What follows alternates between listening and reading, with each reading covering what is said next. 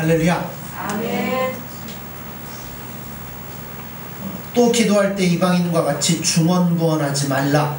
마태복음에 보면 그들은 말을 많이 하여야 들으실 줄 생각하느니라. 여기서 중언부언은 말을 많이 하거나 길게 하는 것을 의미하지 않습니다. 한국 사람들이 좋아하는 말이 하나가 있어요. 뭐냐면 지성이면 감천이다. 저기 에어컨 바람을 좀 약하게 해주던가 해주세요. 자꾸 이제 소리 들어오니까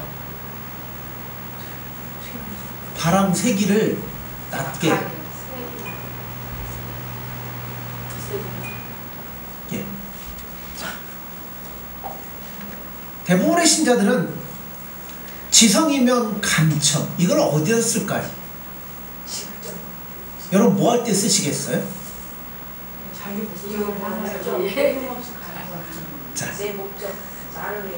네, 그래서 이 대부분의 신자들은 이런 것을 기도의 원리와 방법으로 쓰고 있습니다. 내가 열심히 예수님 앞에 간구하고 열심히 지성을 드리며 예수님이 거기에 대해서 응답을 해주실 것이다 라고 생각을 하고 있습니다. 그런데 성경도 그렇게 말씀할까요? 성경이 말하는 기도와는 지성이면 감천이다는 전혀 관계가 없습니다.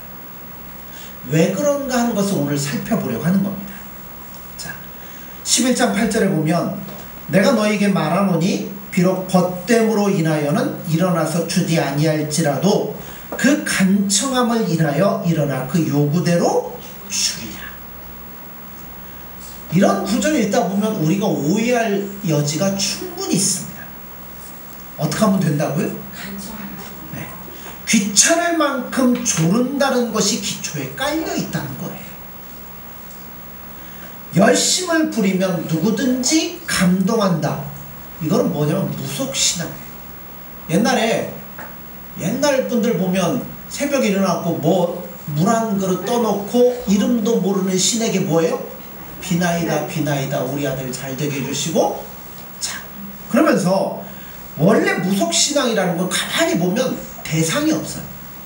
누군지 이름도 모르는 신에게 좌우지간 뭐라는 거예요? 그렇죠. 치성을 드리는 인간만 있지 대상이 애매모호하다는 거죠. 기독교가 다른 종교와 가장 크게 다른 것은 이거예요. 그 신앙에 관한 지식이 그 신앙을 하고 있는 개인의 열심보다도 언제나 앞서 나간다는 거예요. 그러니까 내가 얼마나 노력을 했고 내가 어떤 방법을 했고 이게 문제가 아니라 내가 그렇게 하고자 하는 대상이 누군가를 분명히 그 대상이 누구냐를 분명히 아는 것이 문제라는 거예요. 자, 10계명을 봐도 이게 분명하게 나와요. 자, 10계명 1계명이 뭐예요? 그렇죠. 나 외에 다른 신을 내게 있게 하지 말라는 겁니다. 내가 어떻게 하나님 앞에 신앙생활하고 어떻게 섬길 것이고 어떻게 노력을 할 것이고 이거는 여러분 두 번째 문제예요. 분명히 우리 안에 하나님이 계시다는 것을 분명히 먼저 짚고 넘어간다는 겁니다. 그러므로 내 쪽에서 신앙생활을 해야 하는 부분이 요구되기 이전에 그 신앙의 대상이 누구냐가 확인되지 않는 신앙만큼 여러분 우리가 경계해야 된다는 겁니다. 그러지 않으면 하나님이 누군지도 분명히 모르면서 자기가 열심을 갖고 빌고 애쓰고 노력하면 들어줄 거다. 그건 뭐와 같다고요? 무속신앙과 똑같다는 이야기예요.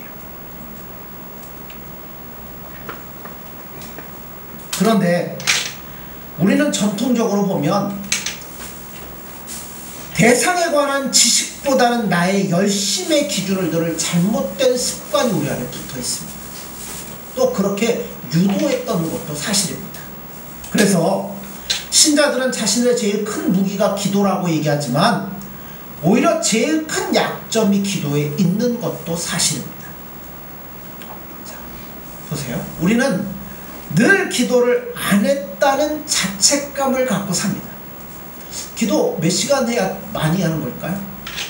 얼만큼 해야 잘하고 있는 걸까요?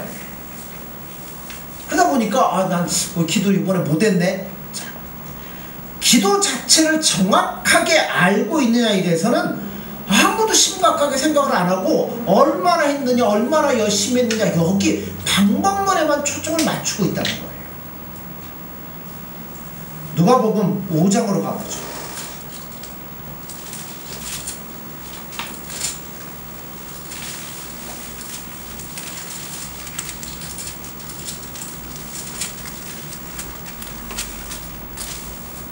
누가복음 5장이 아니고요, 6절에서 8절입니다. 11장.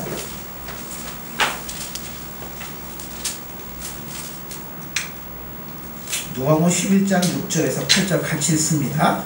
내 벗이 여행 중에 내게 왔으나 내가 먹일 것이 없노라 하면 그가 안에서 대답하여 이르되 나를 괴롭게 하지 말라. 문이 이미 닫혔고 아이들이 나와 함께 침실에 누웠으니 일어나 내게 줄 수가 없노라 하겠느냐. 내가 너에게 말하노니 비록 벗됨으로 인하여서는 일어나서 주지 아니할지라도 그 간청함을 인하여 일어나 그 요구대로 주리라. 아멘. 뭐 때문에 준다고요? 간청함을 인하여 먹을 것을 주었다는 겁니다.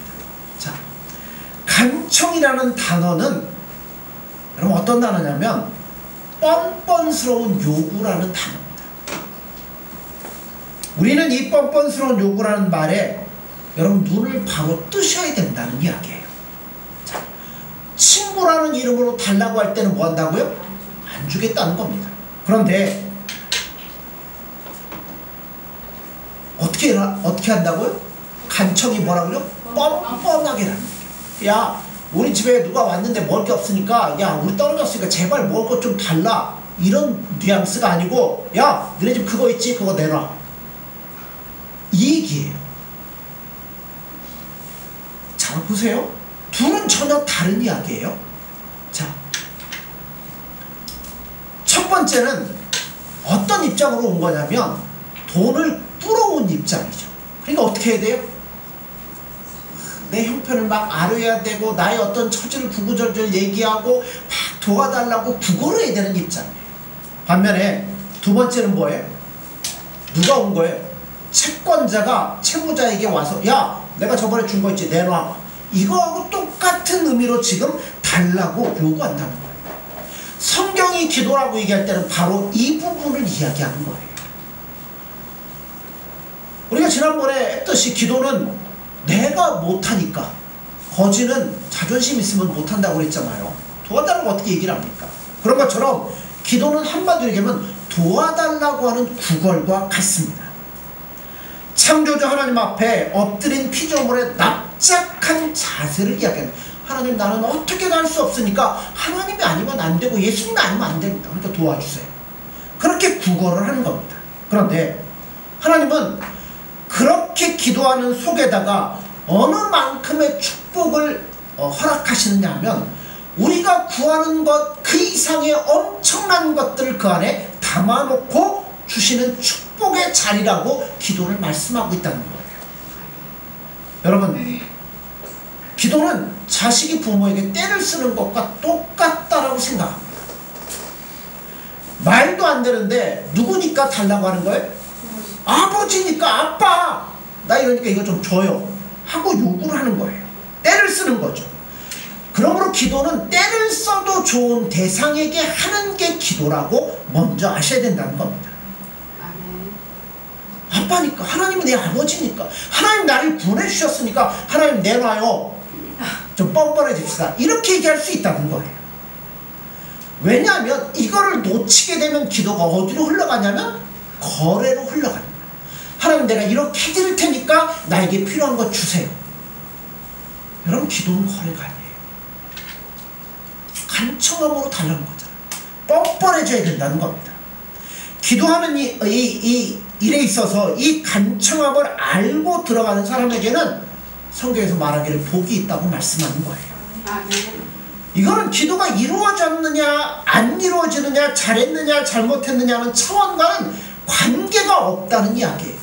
제가 뭔 얘기를 하려고 그러냐면 이루어졌냐 안 이루어졌냐가 아니라 하나님과 우리의 관계가 뭐냐는 걸 지금 기도로서 밝히고 있다는 겁니다. 우린 기도하는데 응답 안 되면 1차적으로 드는 생각이 뭐예요? 내가 뭐 잘못했나 보다. 이 생각이 제일 먼저 듭니다. 그래서 때로는 수모를 당하거나 징벌을 받지 않을까 하는 두려운 마음을 가지기도 하는데요. 누가복음 읽었던 11장을 근거로 해서 우리에게 하는 약속은 이런 거예요. 자녀가 부모에게 쓰는 때이기 때문에 여러분, 못 받으면 본전이고 받으면 이득이라는 겁니다. 이게 기도에 있어서 중요한 원리입니다. 기도는 하는 방법과 훈련과 태도 이전에 내가 하나님과 어떤 관계냐라는 것을 먼저 가르쳐주는 거예요. 하나님 우리 아버지십니다. 때를 써도 좋은 대상이에요.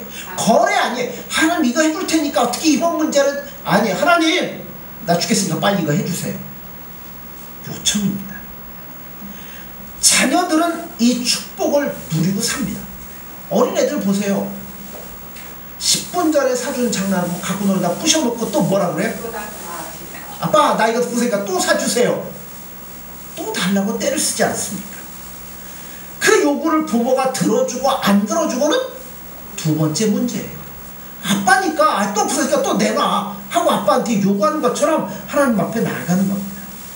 신자에게 주어지는 특권이라는 거죠. 이 특권을 놓치면 기도가 어떻게 돼요? 어떻게 이번에는 말을 잘해갖고 뭐를 한번 얻어내고 애가 그럽니까? 물론 나중에 장성하면 기도의 내용이 또 달라지겠죠. 그러나 일단은 뭐예요? 뻔뻔스러운 거죠. 강청해 달라고 때를 쓰는 겁니다.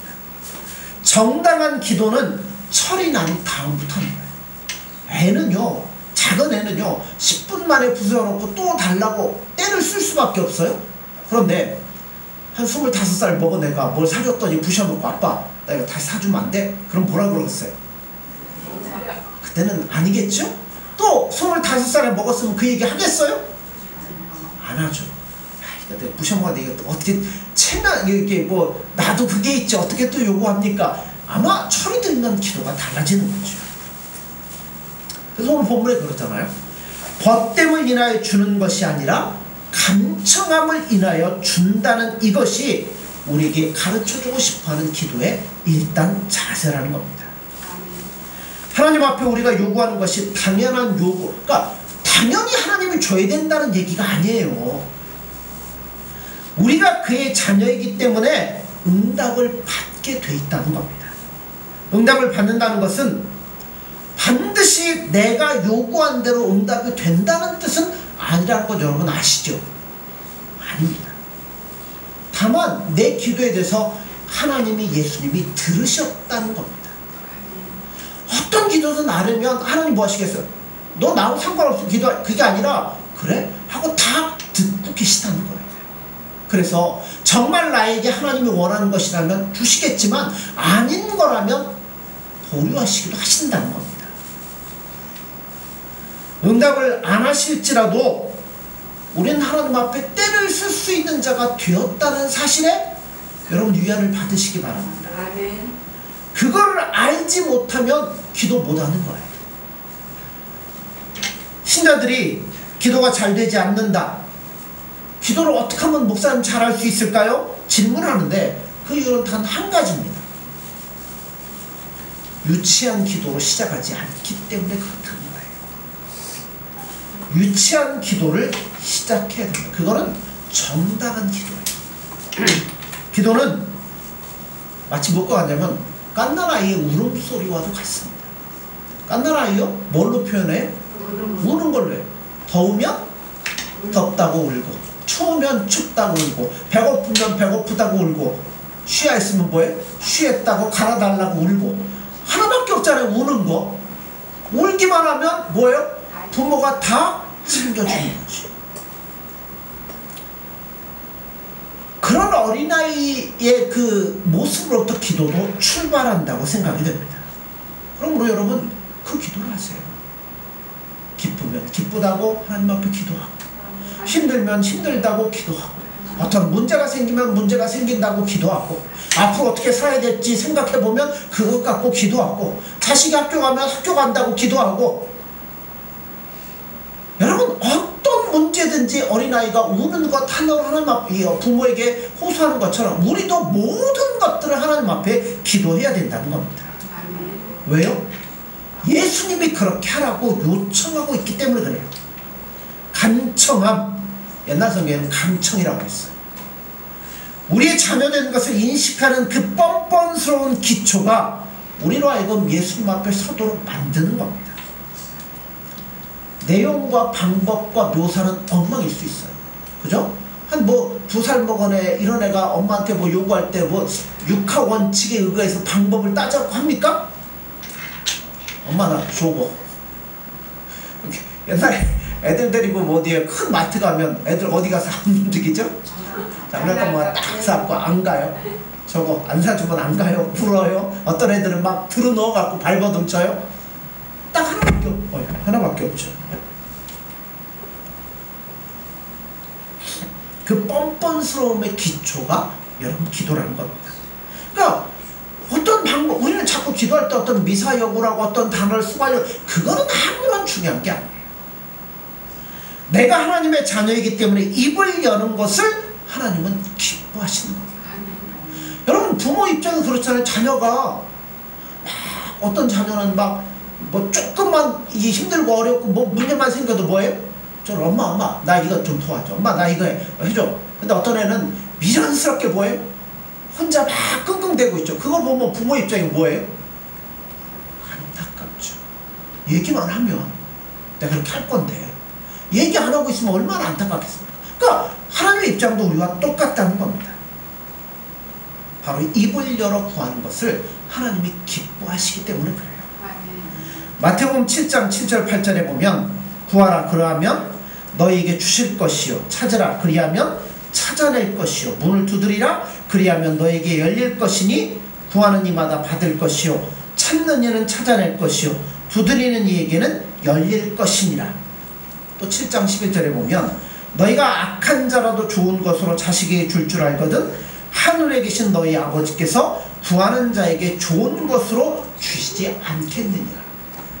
비슷한 내용이 오늘 이 누가복음 11장 후반절에도 나옵니다. 우리는 하나님의 자녀입니다.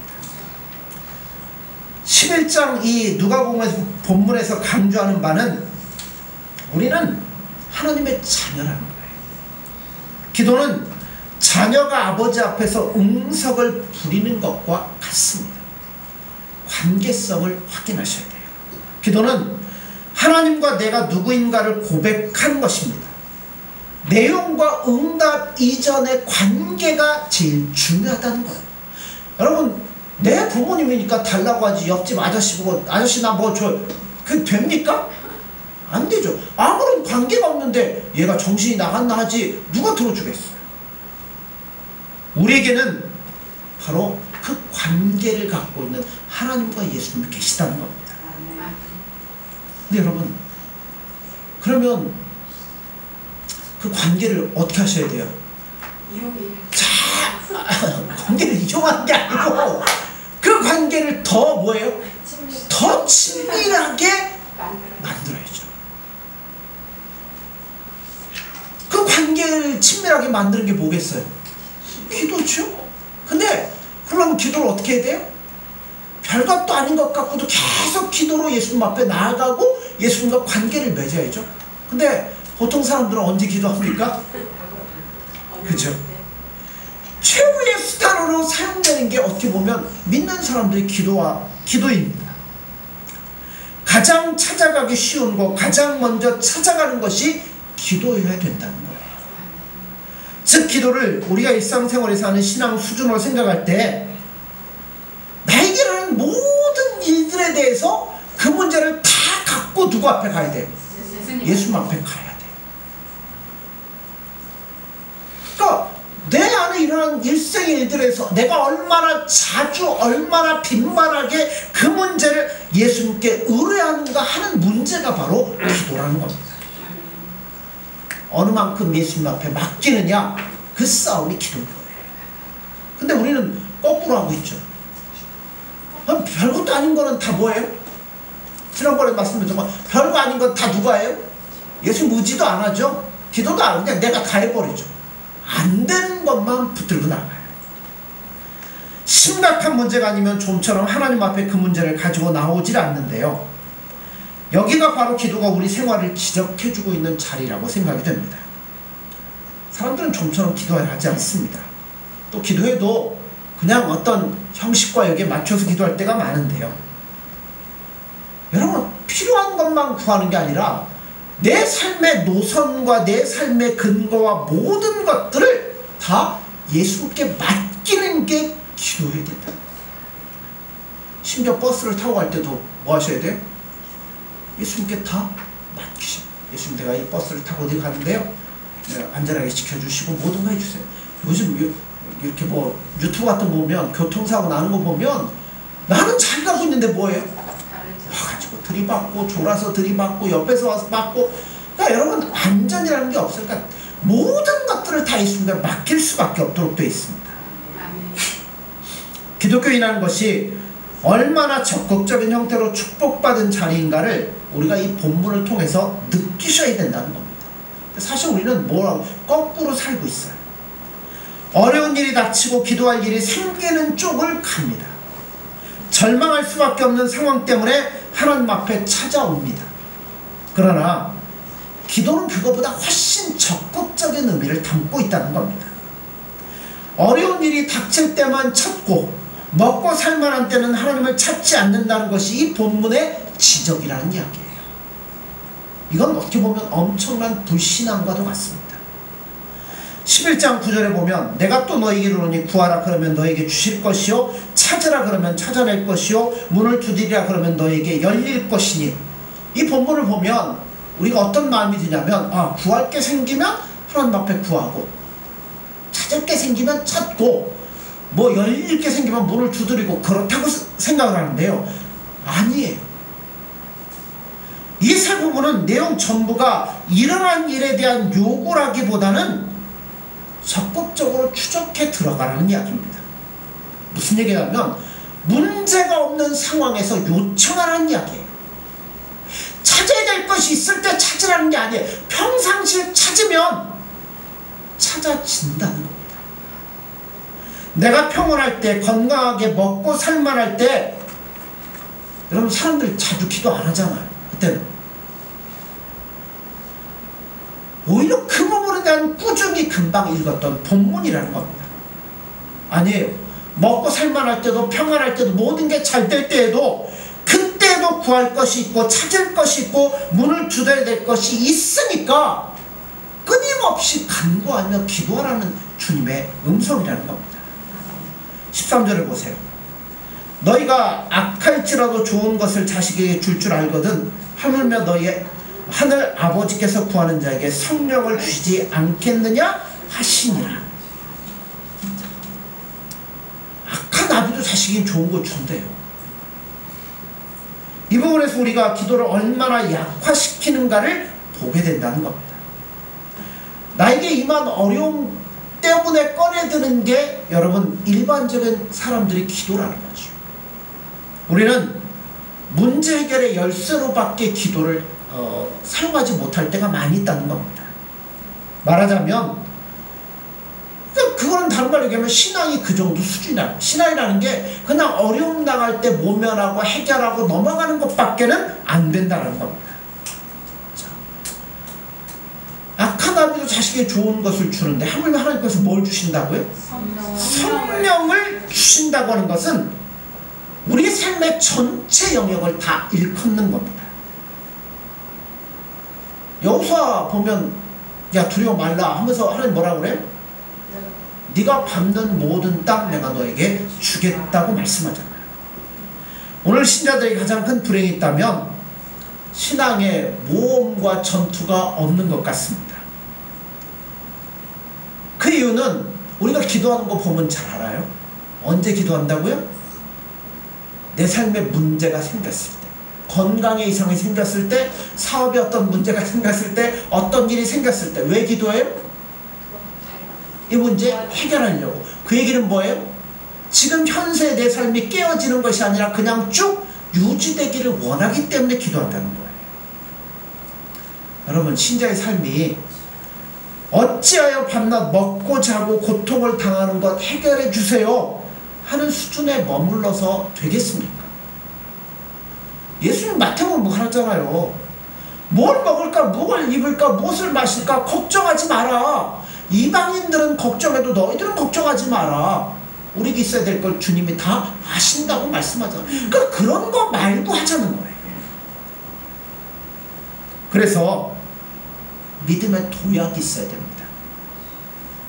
그러니까 기왕 기도할 거면 이 문제 해결해 주세요가 아니라 어떤 기도를 해야 될까요?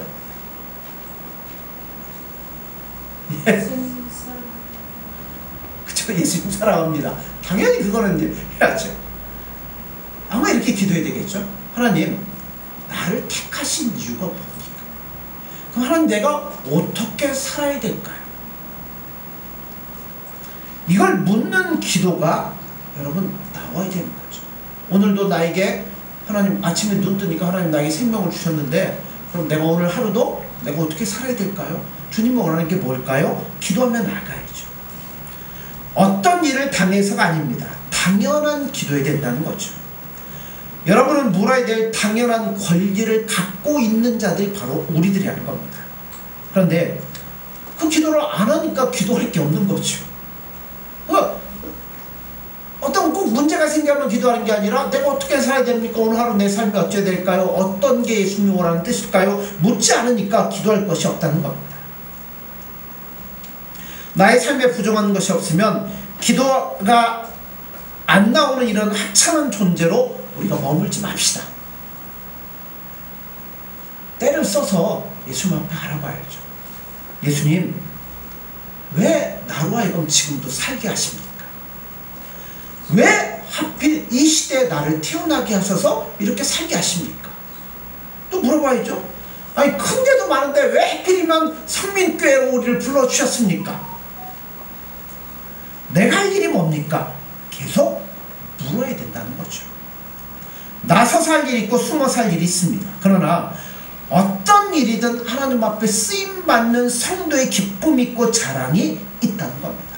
그래서 끊임없이 기도가 요청되고 있다는 겁니다. 그걸 아는 사람만이 신자로서 참된 기쁨을 누릴 수가 있다는 겁니다. 골방에서 무릎 꿇는 이의 기도를 통해서 예수님은 이런 놀라운 일들을 이뤄나가시고 만들어 나가실 겁니다. 그것은 적극적으로 예수님 앞에 자기 인생을 바치고 요구하는 참다운 신자의 자세를 깨닫는 데서부터 여러분 출발하셔야 된다는 겁니다.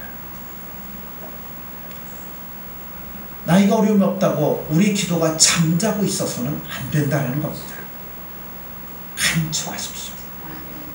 예수님 앞에 때를 부르십시오. 이 시대에 나를 부르신 예수님, 내가 어떻게 살아야 예수님을 기쁘게 할까요? 오늘 하루도 내 삶을 통해서 예수님의 향기가 드러나는 삶이 되고 싶습니다. 어떻게 될까? 자꾸만 물으십시오. 내 인생에 하나님 앞에 바칠 게 무엇이고 그걸 위해서 준비할 것이 무엇인가를 물어보십시오.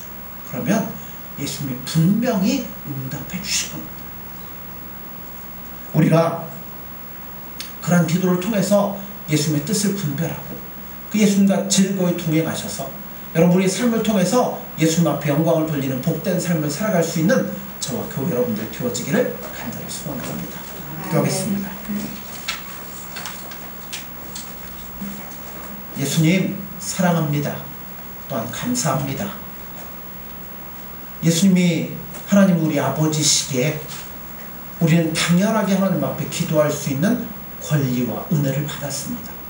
그런데 이런 것으로 인하여서 예수님 앞에 예수님의 뜻을 묻고 우리의 삶의 방향을 묻고 예수님 원하는 것을 묻지 않고 이걸 사장하여 둔 채 어떤 어려움 앞에서만 문제 앞에서만 꺼내놓고 있는 저희들의 모습은 아닙니까?